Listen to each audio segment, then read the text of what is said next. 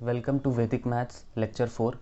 और आज हम लोग देखेंगे कि squaring of numbers that ends in 5, मतलब जिसके आखिरी में 5 आता हो उनका स्क्वायर कैसे किया जाता है। यहाँ पे हम लोग 4 एग्जाम्पल ले रहे हैं, 75 square, 65 square, 25 square and 305 square. अब चलिए जानते कि इसे करते कैसे। जैसे नॉर्मली जो हम लोग 75 का स्क्वायर करेंगे वो ये 75 को 2 बार मल्टीप्लाई करके फिर उसको आंसर लिखते हैं, लेकिन वैदिक मैथ्स में सब चीज़ आसान किया जाता है। तो इसीलिए यहाँ पे बहुत ही आसान तरीका है। कैसे? सबसे पहले तो आपको जो पहला डिजिट है जैसे 7, तो उसके नेक्स्ट डिजिट के साथ उसको मल्टीप्लाई करना है।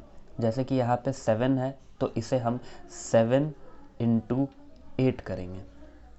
तो 7 इंटू 8 कितना होता है? 56 होता है। तो ये 56 आप नोट कर लो।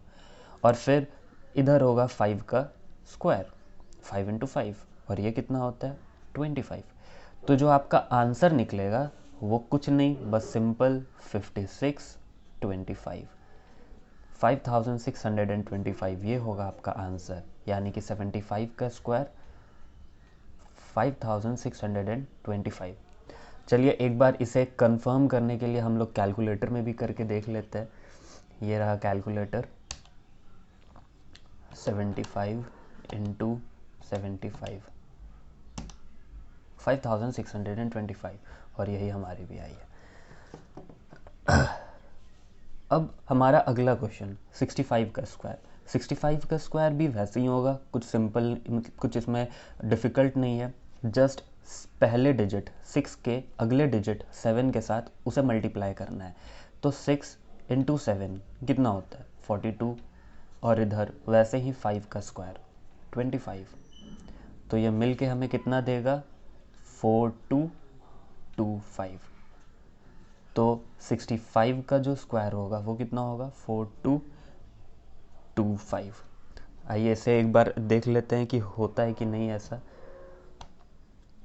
तो 65 इंटू 65, 4225, हमारा भी उतना ही आया है।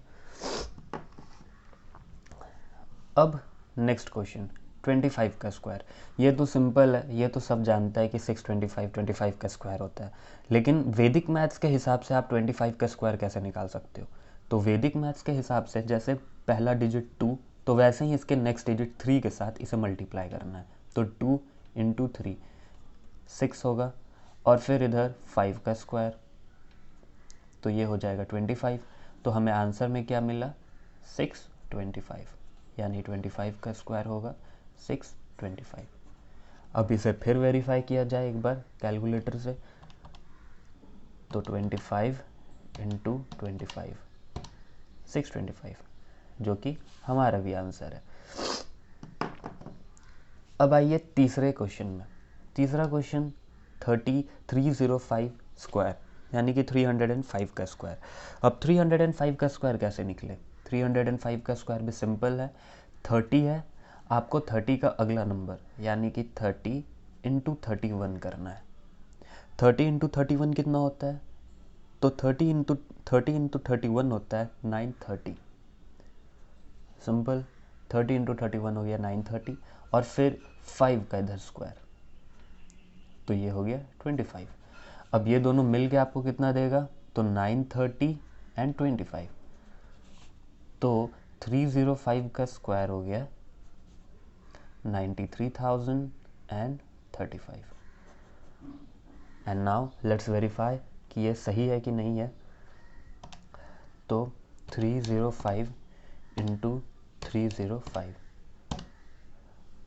तो ये हो गया 93,025, और हमारा भी उतना ही आया।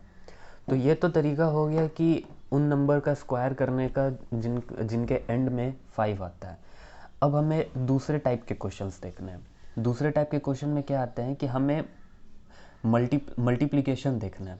Multiplying numbers whose first figures, जिनका पहला फिगर आर द सेम, जो कि सेम हो, and whose last numbers add up to 10 और 100 और 1000 एक्सेट्रा।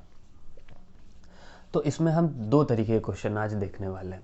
तो 43 इंटू 47 और 62 इंटू 68। अब जैसे ये देखो, इन दोनों के पहले फिगर सेम है 4 और 4, और जो नेक्स्ट फिगर है 3 और 7, इनका जो एडिशन होता है वो 10 होता है।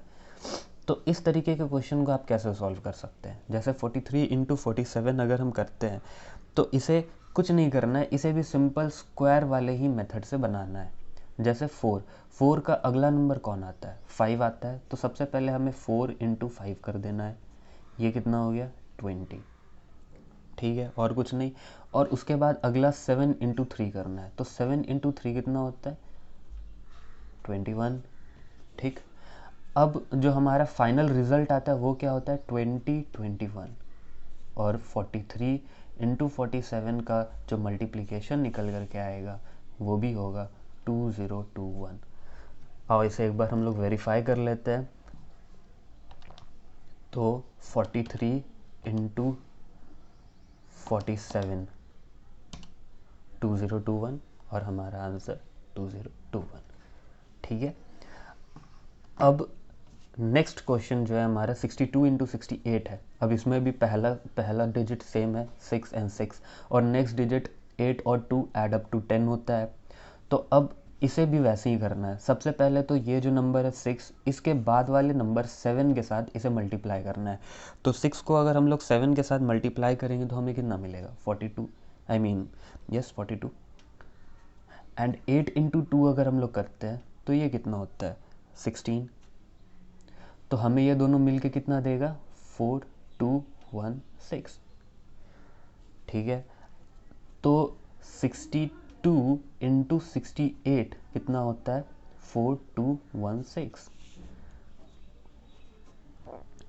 अब एक बार हम लोग इसे वेरीफाई करके देख लेते हैं कि ये सही है या नहीं। तो 62 इंटू 68 4216। तो गाइस, ऐसे ही हम लोग वैदिक मैथ्स का यूज़ करके बड़े से बड़े कैलकुलेशन को आसान कर सकते हैं, इजी कर सकते हैं। तो अब अगला क्वेश्चन हम लोग अगले लेक्चर में देखेंगे। तब तक के लिए thank you, and do subscribe, like and share.